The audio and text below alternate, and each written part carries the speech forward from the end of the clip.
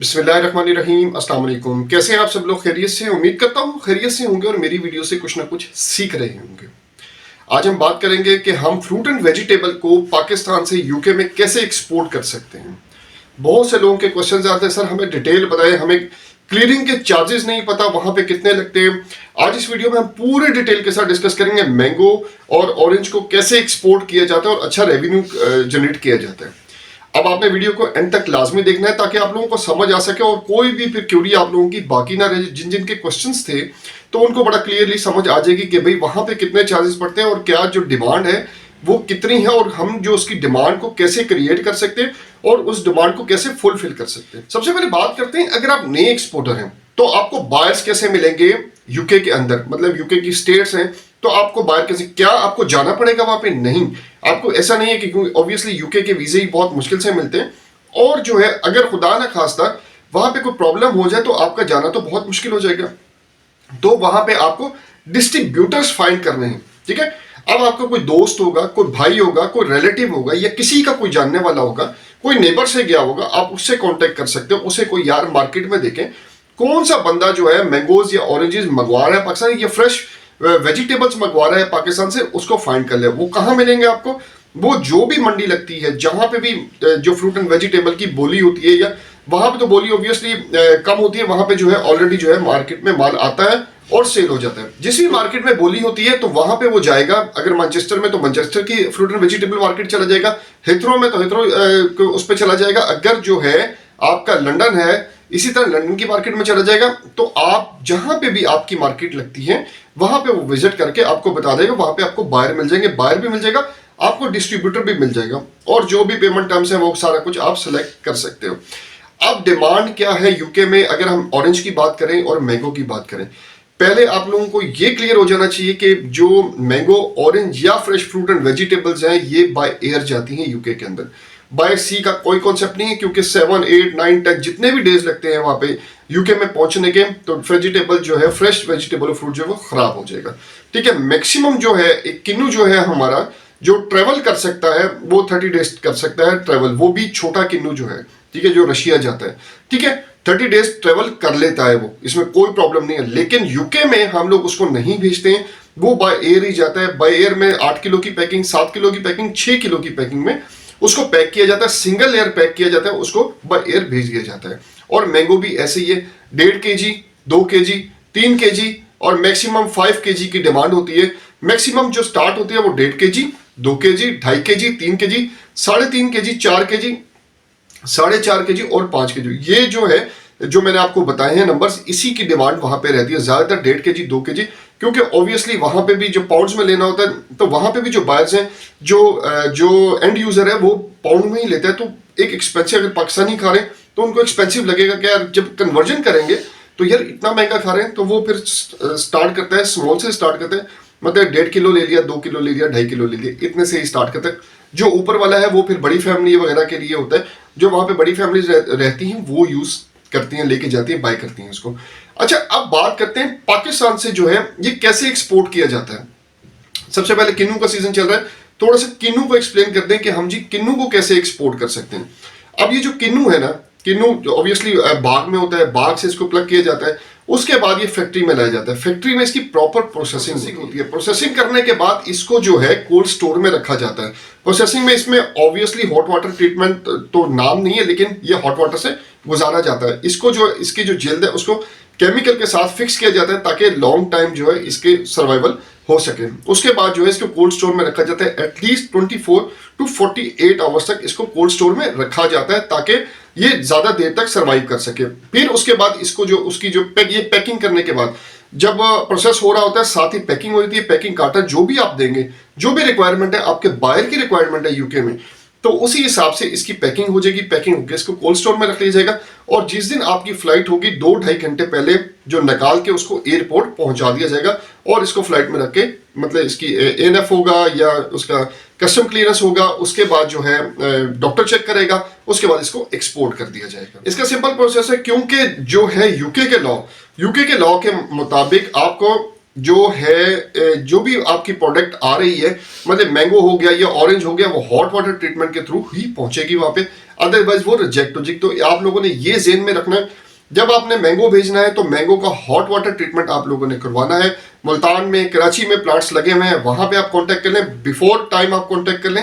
जो ज़हन बना रहे हैं हम लोगों ने मैंगो को एक्सपोर्ट करना है, क्योंकि मई में जो है मैंगो स्टार्ट हो जाता है, एक्सपोर्ट इसकी स्टार्ट हो जाती है। तो आप लोगों ने अगर मैंगो करना है तो इसको अभी से जो है इस पे वर्किंग स्टार्ट कर दें, ताकि जो है आप लोग इसको अच्छे तरीके से वहां पे पहुंचा सकें। अब मैंगो की बात कर लेते हैं। मैंगो की क्या डिमांड है यूके में? मैंगो की बहुत जबरदस्त डिमांड है और बहुत ज्यादा शिपमेंट पाकिस्तान से यूके जाई जाती हैं, लेके जाई जाती है और वहां पे सेल भी होती है और बहुत प्रॉफिटेबल बिजनेस है। लोगों ने बहुत अर्ज किया, अनटिल अनलेस आपका मैंगो खराब ना हो जाए, जो सप्लायर है वो आपके साथ धोखा ना कर दे। अगर वो धोखा नहीं करता तो वो तो ऑब्वियसली जो है आपका जो प्रोडक्ट है बड़ी क्लास की वहां पहुंचेगी और क्लासिक होने के बाद वो बिक जाएगी। अच्छा, इसमें होता क्या है, यहां से इसको 80% जो है ना वो तैयार कर दिया जाता है, या 75% तैयार करके ही इसको पैक किया जाता है। यहाँ पे एक चीज और है, इसके बाद जो इसका हॉट वाटर ट्रीटमेंट जो है ना, जब भी करवानी है आपने, देखें आपने इसमें कोई मसाला नहीं लगाना। मसाला लगाएंगे जो हमारे यहाँ पे जो कार्बेट वगैरह यूज किया जाता है, अब जो चाइना पुड़ी होती है वो आपने नहीं लगानी, ठीक है। अब क्यों नहीं लगानी? अगर वहां पे ऑब्वियसली जिस भी आप कंट्री में जाएंगे ना, आपकी प्रोडक्ट का वहां पे डॉक्टर जो सर्टिफिकेट है ना वो इशू करेगा। अब वहां पे अगर वो उसको जो चेक हुआ और उसमें से कोई आपका केमिकल वगैरह का जरा भी निकला है, तो आपका जो 1 टन माल, 2 टन माल, 3 टन माल है वो सारा रिजेक्ट हो जाएगा। तो ये आप लोगों ने इसको मेक श्योर करना है कि आप जब भी किसी भी सप्लायर से बात करो या किसी भी एक्सपोर्टर से बात करो, अगर आप यूके में बैठे हुए हो तो वहां पे किसी भी यहाँ पे किसी भी एक्सपोर्टर से बात करो, तो आप मेक श्योर करो कुछ चीजों को कि हाँ भाई हमने ये चीजें हमारी रिक्वायरमेंट है, तो ये आपने नहीं करनी। ऑब्वियसली यहाँ का जो एक्सपोर्टर है जो पाकिस्तान से एक्सपोर्ट कर रहा है, वो भी इस चीज को जो मेक श्योर करता है कि जब हमारी शिपमेंट जिस कंट्री में जा रही होती है तो उसी के लॉस के मुताबिक और रूल्स एंड रेगुलेशंस के मुताबिक अपनी प्रोडक्ट को तैयार करता है। हम ऑब्वियसली हमारा एक मैंगो एक हाई जो है डिमांडिंग प्रोडक्ट है, तो हम लोग उसको तो थोड़ा सा उस पर थोड़ी हमारी नजर भी है कि हमने कैसे उसको तैयार करना है, कैसे नहीं करना, तो क्या रिक्वायरमेंट है क्या नहीं है। तो वो हम सारी प्रोसेसिंग करने के बाद ही हम खुद भी मैंगो एक्सपोर्ट करते हैं। हमारा कनाडा जाता है, यूके जाता है, उसके बाद हमारा स्विट्जरलैंड जाता है, स्वीडन जाता है, ऑस्ट्रेलिया जाता है, न्यूजीलैंड जाता है। तो हम इसी प्रोसेस से गुजार के उसको भेजा जाता है और अच्छा हम रेवेन्यू अल्हम्दुलिल्लाह उसे जनरेट करते हैं। तो आप लोग जो यूके में इंपोर्ट कर रहे हैं या पाकिस्तान से जो एक्सपोर्ट कर रहे हैं यूके में, ठीक है, उनको ये चीजें देखनी है कि आप लोगों को कैसे काम करना है और पार्टी को, बायर को कैसे मुतमिन करना है, और जो क्लियरेंस जो है उसको सारा जो देखना है कि हाँ भाई अब ये क्या हमारी प्रोडक्ट में प्रॉब्लम तो नहीं है, कोई फ्लॉ तो नहीं है जिसकी वजह से हम जो है हमारी प्रोडक्ट रिजेक्ट हो जाए। जब भी आपने यूके में प्रोडक्ट भेजनी है, कोई भी प्रोडक्ट भेजें, उसकी प्रॉपर लेबलिंग करनी है, कितने ग्राम की है, क्या उसके अंदर है, मतलब कि कितना वेट है, नेट वेट कितना है, ग्रॉस वेट कितना है, प्रोडक्ट क्या है, सर्टिफिकेट ऑफ ओरिजिन लाजमी भेजना है। उसमें क्या होगा, जीएसपी में आता है, जीएसपी में हमें थोड़ा सा वेट और उसका जो वो हो जाता है, रिलीफ मिल जाता है। अच्छा, अब यहाँ पे फ्रूट एंड वेजिटेबल में वैट और ड्यूटी लगती है कि नहीं लगती? अब ये बहुत लोगों के क्वेश्चंस आते हैं, इस चीजों को बहुत कम लोग बताते हैं वीडियोस में।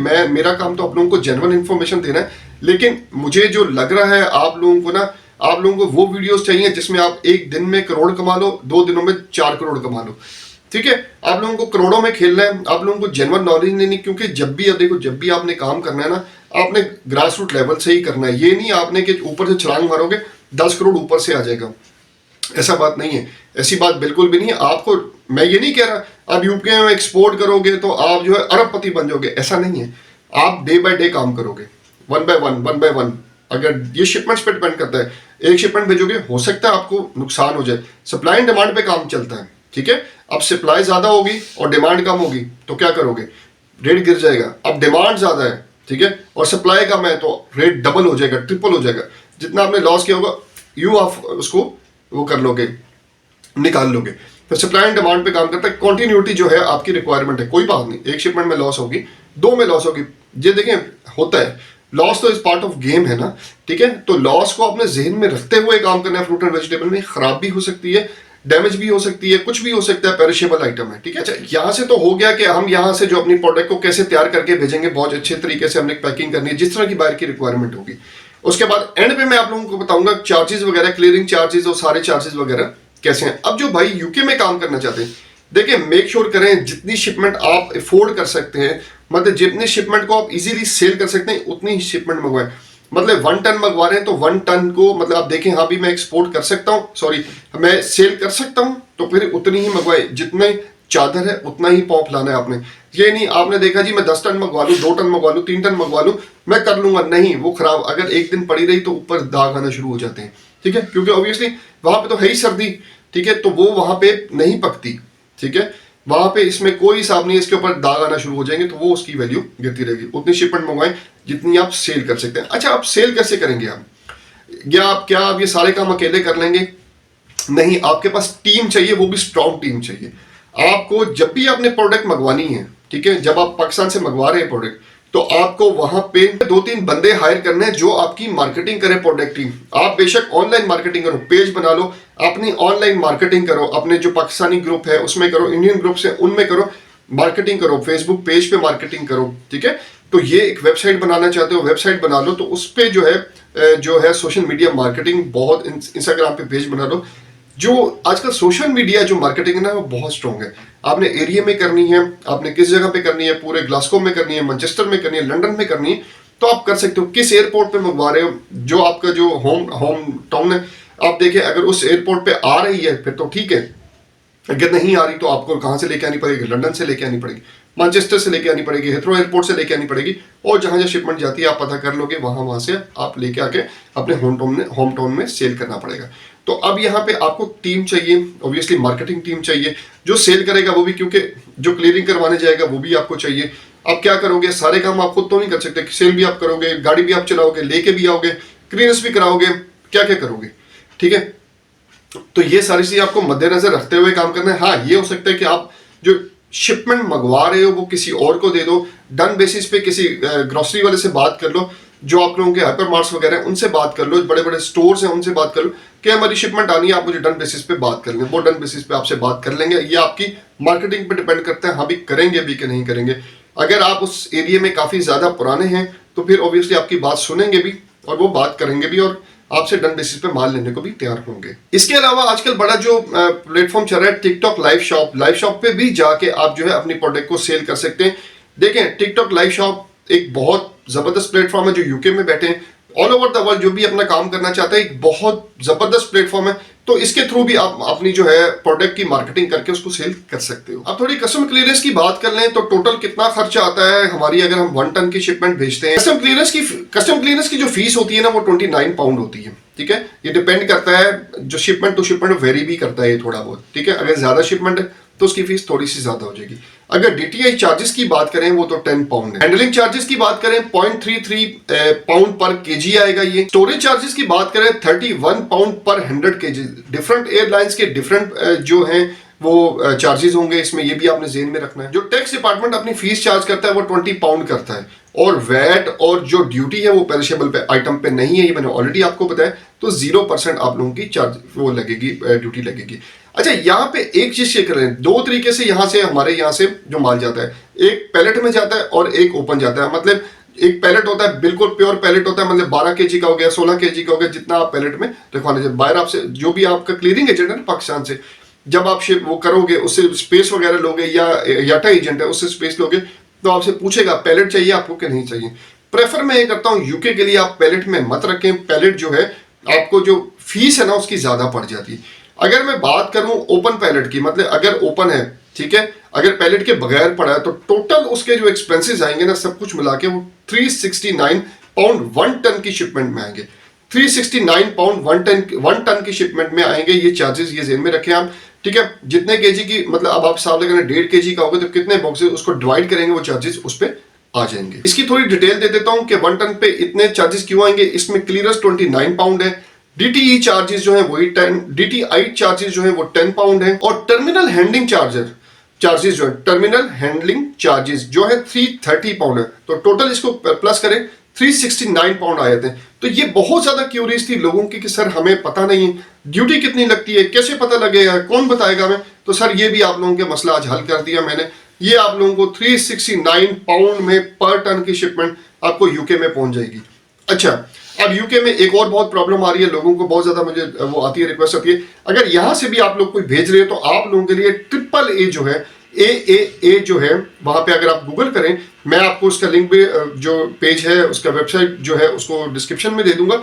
और ये अगर आप देख लें, ये साइट पे भी चल रही है मेरे, तो ये जो है ये पेज आप देख लें, इससे आप कांटेक्ट करें, ये आपको सारी डिटेल दे देगा, कितने चार्जेस, किस प्रोडक्ट के कितने चार्जेस लगेंगे, क्या क्या चलेंगे। अब जो ड्यूटी और वैट है वो HS कोड के हिसाब से होती है। अब ये हमने पेरिशेबल की बात की, इस पे नहीं लगेगी, लेकिन अगर कोई और प्रोडक्ट होगी, बेडशीट हो जाइए या एक्स्ट्रा चीजें हो जाएंगी, मतलब कि सर्जिकल होगी, कोई और प्रोडक्ट होगी, तो उस पर लगेंगी ड्यूटीज, ठीक है। लेकिन GSP के हिसाब से हमें थोड़ी सी कंसेशन है, तो उसमें जो है थोड़ा सा हम बचत खा जाएंगे। अब GSP जो है ऑलरेडी चल रहा है अभी तक, ठीक है, हमें उस पर वो कंसेशन मिल रही है। ये नहीं है कि हमें कंसेशन नहीं मिल रही, ऑल्दो जो है यूरोप से बाहर आ गए, लेकिन फिर भी जो है कंसेशन वगैरह ऑलरेडी मिल रही है GSP के थ्रू, ठीक है। तो ये एक वीडियो थी जिसपे मैंने मेरी एक बहुत डिटेल वीडियो थी जिसके बारे में मैंने, जिसमें यूके के बारे में मैंने ऑलमोस्ट आपको फ्रूट एंड वेजिटेबल कैसे एक्सपोर्ट करना है वो सारी डिटेल से समझा है। उम्मीद करता हूं आपने इस वीडियो से भी कुछ सीखा होगा। मेरी वीडियो को लाइक, सब्सक्राइब और शेयर लाजमी किया करें, ताकि आने वाले इंपोर्टर्स एक्सपोर्टर्स भी कुछ ना कुछ सीख सके। अगली वीडियो तक के लिए अपने भाई को इजाजत दीजिएगा। अल्लाह हाफिज।